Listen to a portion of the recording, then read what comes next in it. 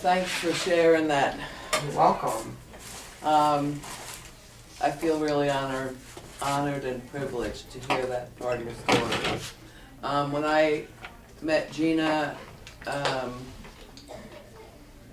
it wasn't good what I saw.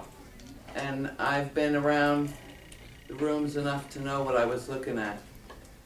And my ex-husband was a heroin addict, father of my children, in a time when it was not the hip thing to be doing.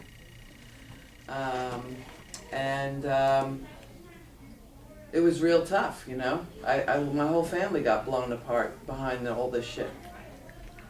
And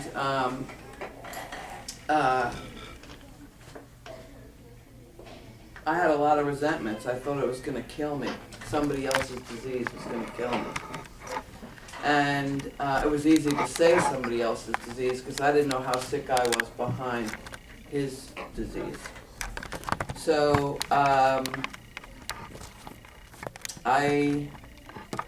being in law enforcement at the time, I was real hip to,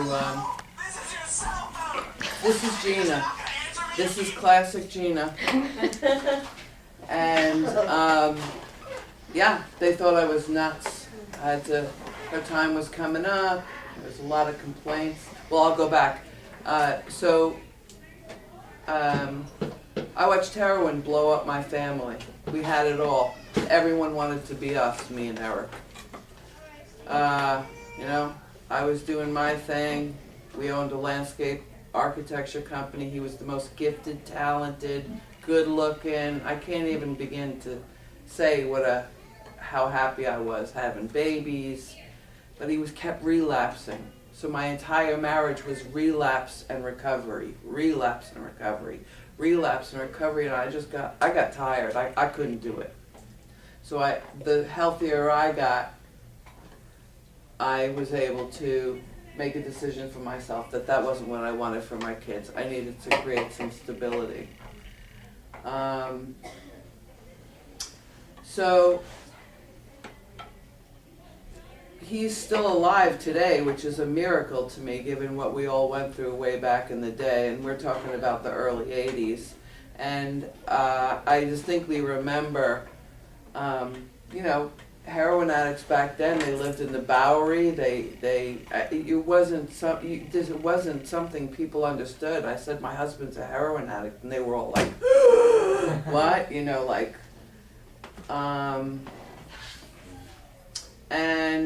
but his disease brought me to the rooms, which made me be a better mom, a better person, a better everything. So I just celebrated 28 years in Al-Anon. Wow. Yay. And he got clean in AA. He couldn't, the NA thing was just growing at the time, and he couldn't hang with NA. So he went to AA, whatever reason. He got a sponsor who was about 110 years old. The guy would shush into my house like this, you know. He had 40 years sober.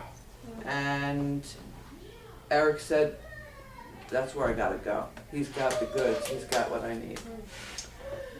So, fast forward to 2012, I was minding my own business, working, and Gina came into the shelter, and after a couple of, I kind of had an instant connection with her because we're both kind of bawdy New Yorkers, you know, and we recognize each other in a restaurant, on the, you know, wherever you are, a bawdy New Yorker will recognize each other. We can smell the pizza and the bagels on each other. So right away I felt a connection, and I knew she was trying to get her daughter back. So Women in Distress at the time, it was a 6-week program for the most part, and I was what they called the terminator. I would terminate people from the program. No one else really had the cojones to go in and do it, because very often you get a lot of blowback, you know.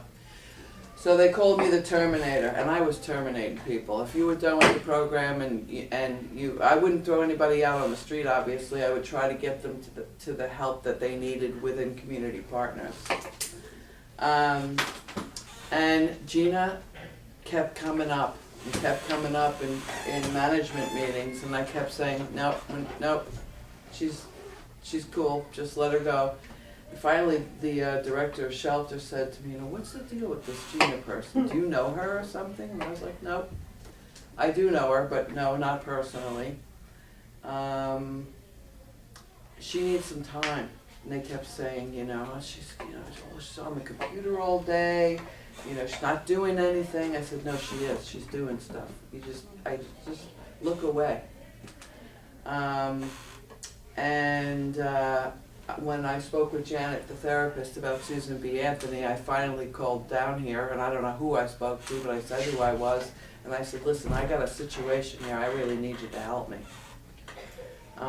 And they said there was no opening now, but they would let me know as soon as possible. And I said, all right. I gave them my personal cell phone number. I said, I need to know this as soon as you get an opening. And they called me, and Gina was never there, always out. And I kept saying, this girl is working on recovery. She's working on recovery, that's why she's never here. Oh, Jesus, you're gonna fall for that? You know, oh, I said, I'm telling you, I see this, I see it happening. And I also knew that relapse is part of recovery. I knew that I would never judge somebody based on their pattern of relapse or anything like that. And honestly, the people who worked with me just couldn't figure me out, because that I did not go to bat for people like that often.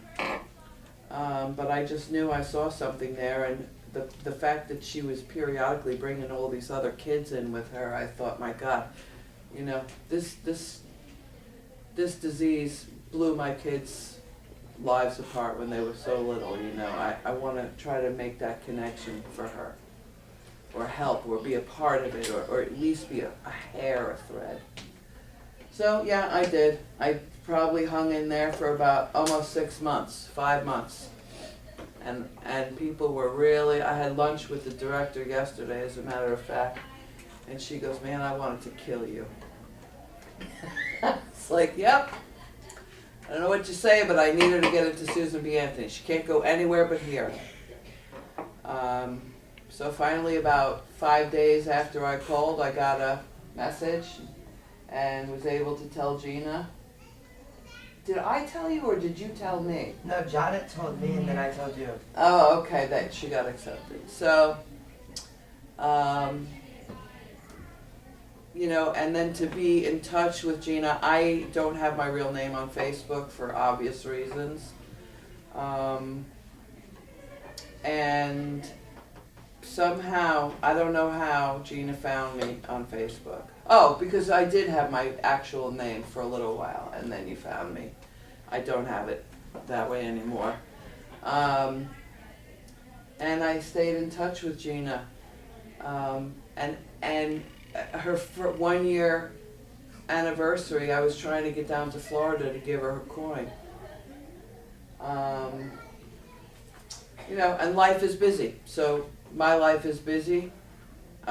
I work on these maddening domestic violence and substance abuse and human trafficking. My life is filled with all kinds of uplifting things.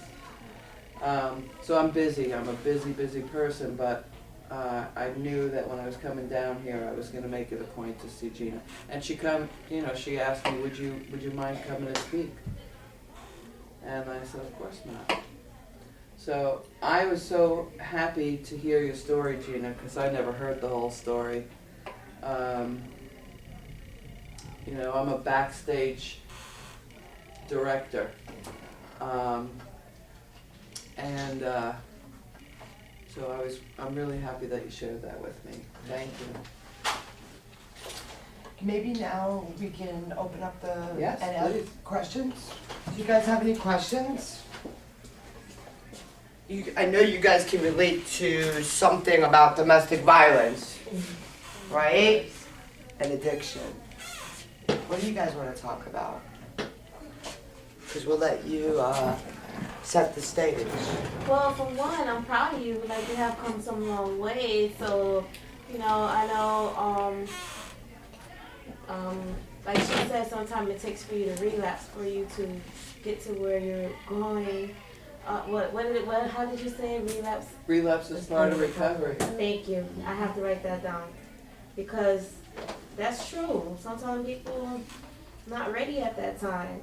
And then sometimes it takes for a person like to really go through their downfall for them to really, get the treatment that they want instead of someone like pushing you or like you got to be court ordered or someone just throwing you in there. So, well, these days drugs are killing people. I don't know how it was back in your days, but these days it's fucked up out here.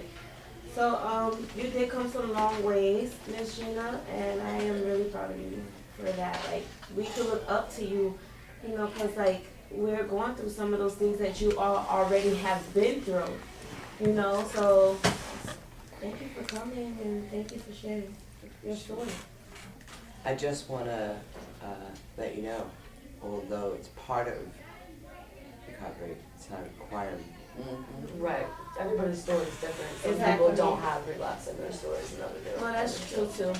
You know, Right. I do have relapse in my story and I'm thankful for it because if I wouldn't have relapsed, I'd still think that I could use successfully. Mhm. And I would still think that I could drink every once in a while and, you know what I mean? But I've had the opportunity to prove myself wrong and still make it back, you know? I think you could turn that off and join the